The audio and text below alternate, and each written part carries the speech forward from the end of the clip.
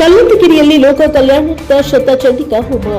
ರಾಜ್ಯಾದ್ಯಂತ ಬರಗಾಲದ ಪರಿಸ್ಥಿತಿ ನಿರ್ಮಾಣವಾಗಿರುವ ಹಿನ್ನೆಲೆಯಲ್ಲಿ ಉತ್ತಮ ಮಳೆ, ಸಮೃದ್ಧ ಬೆಳೆ, ದೇಶದ ಸುಭಿಕ್ಷತೆ, ಸುಖ, ಶಾಂತಿ ಹಾಗೂ ಲೋಕ ಕಲ್ಯಾಣಕ್ಕಾಗಿ ಶ್ರೀ ಕ್ಷೇತ್ರ ಕಲ್ಲತ್ತಗಿರಿಯ ಕ್ಷೇತ್ರ ದೇವತೆ ಶ್ರೀ ಕಟ್ಟಿನ ಚೌಡೇಶ್ವರಿ ದೇವಾಲಯದ ಆವರಣದಲ್ಲಿ ಶತಚಂಡಿಕಾ ಹೋಮ ಸೇರಿದಂತೆ ವಿವಿಧ ಹೋಮ ಹವನಗಳನ್ನು ಭಕ್ತಿಪೂರ್ವಕವಾಗಿ ನೆರವೇರಿಸಲಾಯಿತು. ಚಿಕ್ಕಮಗಳೂರು ಹೊನ್ನು ಜಾವಾಣಿಗೆ ಹಿರೇಮಠದ ವೈದಿಕರಾದ ಅಜ್ಜಯ್ಯ ಹಾಗೂ ವೃಂದದವರು ನೇತೃತ್ವದಲ್ಲಿ ನಡೆದ ಧಾರ್ಮಿಕ ಕಾರ್ಯಕ್ರಮದಲ್ಲಿ ಮಂಗಳವಾರ ಬೆಳಗಿನ ಬ್ರಾಹ್ಮಣ ಮುಹೂರ್ತದಲ್ಲಿ ಶ್ರೀ ಕ್ಷೇತ್ರ ಕಲ್ಲತ್ತಗಿರಿಯ ಪವಿತ್ರ ಜಲಪಾತದಲ್ಲಿ ಗಂಗಾ ಪೂಜೆ ನೆರವೇರಿಸಲಾಯಿತು. ಬಳಿಕ ಕಳಸ ಪೂಜೆ ನೆರವೇರಿಸಿ ಕಳಸದ ಶ್ರೀ ಕಟ್ಟಿನ ಚೌಡೇಶ್ವರಿ ದೇವಾಲಯಕ್ಕೆ ತಂದು ಮಂಡಲಾಭಿಷೇಕ ಪೂಜೆ ಸಲ್ಲಿಸಲಾಯಿತು.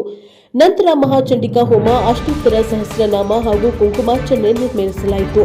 ಹೋಮಕುಂಡಕ್ಕೆ ಹಾಗೂ ಶ್ರೀಕಟ್ಟಿನ ಚೌಡೇಶ್ವರಿ ದೇವಿಗೆ ಮಹಾಮಂಗಳಾರತಿ ಸಲ್ಲಿಸಿದ ಬಳಿಕ ಹೋಮದಲ್ಲಿ ಪಾಲ್ಗೊಂಡಿದ್ದ ನೂರಾರು ಭಕ್ತರಿಗೆ ತೀರ್ಥಪ್ರಸಾದ ವಿತರಿಸಲಾಯಿತು.